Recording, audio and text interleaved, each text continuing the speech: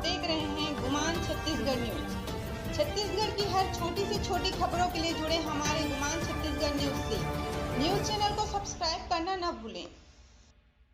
जहरीली शराब से मौत के मामले में हुआ खुलासा। मुंह बोला जीजा को मारने का था प्रयास। आरोपी पूर्व में भी हत्या के आरोप में जा चुका है जेल। जांजगीर चांपा जिले के अमोदा गांव में शराब पीने से 2 लोगों की मौत के मामले में पुलिस ने अहम खुलासा किया है। पुलिस के मुताबिक मृतकों के शॉर्ट पीएम रिपोर्ट में अल्कोहल और जहरीला पदार्थ मिलने की पुष्टि हुई है। पुलिस ने मामले का खुलासा करते हुए बताया कि जहरीली शराब ललिता बाई और किरण सूर्यवंशी के लिए नहीं बल्कि रोहित कुमार के लिए उसके मुंह बोले जीजा ने छोड़ा था। पुरानी रंजिश के कारण रोगदा गांव के विजय सूर्यवंशी ने अपने मुंह बोले जीजा रोहित कुमार को पिलाने के लिए लेकर गया था और रोहित अपने घर में नहीं मिला तो रोहित की बेटी को देकर आ गया। लेकिन रोहित की बेटी अपने पिता को लगातार शराब पीकर आने के कारण 2 दिन उस शराब को नहीं दी और पड़ोसियों को अपने पास रखे शराब को बेचने को बोला, जिसे ललिता बाई का भतीजा सुना था। और भोजली विसर्जन के बाद ललिता और किरण द्वारा शराब मांगने पर रोहित की बेटी से खरीद कर लाना पाया गया। ललिता बाई और किरण कुमार घर में बैठकर शराब सेवन किया, जिसके बाद उनकी स्थिति बिगड़ गई और जिला अस्पताल में डॉक्टर ने मृत घोषित कर दिया। एडिशनल एसपी अनिल सोनी के मुताबिक आरोपी विजय भागने के फिराक में था, जिसे पुलिस ने घेराबंदी कर हिरासत में ले लिया। आरोपी ने अपना गुनाह कबूल किया है और पुलिस ने मौके से शराब के खाली बोतल, डिस्पोजल और खाने का सामान जब्त किया है, जिसे बिसरा के साथ उच्च स्तरीय जांच के लिए भेज दिया गया है।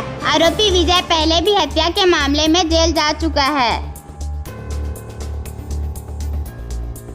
दिनांक 30/8/2023 को ग्राम रोगदा निवासी विजय सूर्यवंशी अपने मुंह बोला साला रोहित कमलाकर के घर ग्राम रोगदा में जाकर एक पौवा शराब को वहां रख रहा था। उसी दौरान रोहित कमलाकर की बेटी उसको देख ली तो पूछी कि क्या रख रहे हो।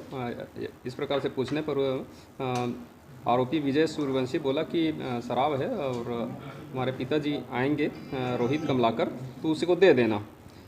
रोहित कमलाकर शाम रात को घर आया तो उसकी बेटी उसको नहीं दी, क्योंकि पीने पर और विवाद करेगा ऐसा सोचकर उसको नहीं दी। दूसरे दिन भी अपने पिता को उस शराब के विषय में नहीं बताई, लेकिन गांव में किसी और अन्य को दे देने की बात वो बोली थी, जिसे मृतका ललिता सूर्यवंशी का भतीजा देवेंद्र सुना हुआ था। दिनांक 31/8/2023 को शाम को करीब 7-8 बजे मृतका ललिता सूर्यवंशी और मृतक किरण सूर्यवंशी अपने किरण सूर्यवंशी के साला शिवसंतन सूर्यवंशी के घर आंगन में बैठे थे। उसकी पड़ोसन ललिता बाई भोजली विसर्जन के पश्चात अपने भतीजे देवेंद्र को 100 रुपया देकर शराब लाने के लिए बोली। चूँकि मृतका ललिता सूर्यवंशी के भतीजे देवेंद्र को मालूम था कि रोहित कमलाकर के घर में शराब है, तो इसलिए वो वहाँ से जाके एक पौवा शराब जो विजय सूर्यवंशी के द्वारा रखा गया था उसको लाके इनको दे दिया। उसका जैसे ही सेवन किए तो उनके पेट में दर्द होने लगा मृतक और मृतिका के, और वो बेहोश होकर गिर गए, जिसको उनके परिजनों और अन्य उपस्थित ग्रामीणों के द्वारा इलाज के लिए जिला अस्पताल लाया जा रहा था।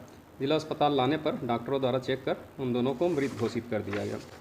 सूचना पर मर्ग धारा 174 सीआरपीसी के तहत कायम कर जांच में लिया गया।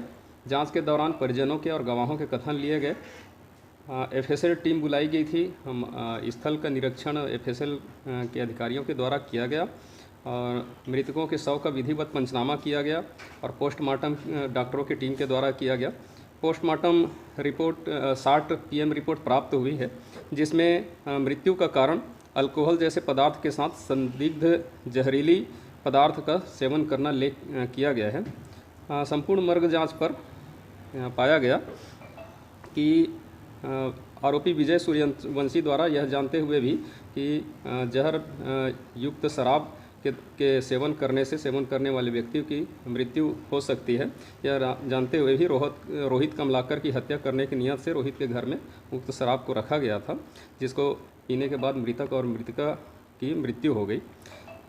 मर्ग जांच के आधार पर आरोपी विजय सूर्यवंशी के विरुद्ध धारा 304 और 328 आईपीसी का अपराध कायम कर विवेचना में लिया गया। विवेचना के दौरान आरोपी को हिरासत में लेकर पूछताछ किया गया, जिसमें उसने अपना अपराध कबूल किया, जिस पर विधिवत उसे गिरफ्तार कर माननीय न्यायालय के समक्ष न्यायिक रिमांड पर पेश किया जा रहा है। हर छोटी बड़ी खबरों के लिए हमारे गुमान छत्तीसगढ़ न्यूज को YouTube पर सब्सक्राइब करना न भूलें, क्योंकि हम आपको दिखाते हैं सिर्फ खबर नहीं, सच्चाई।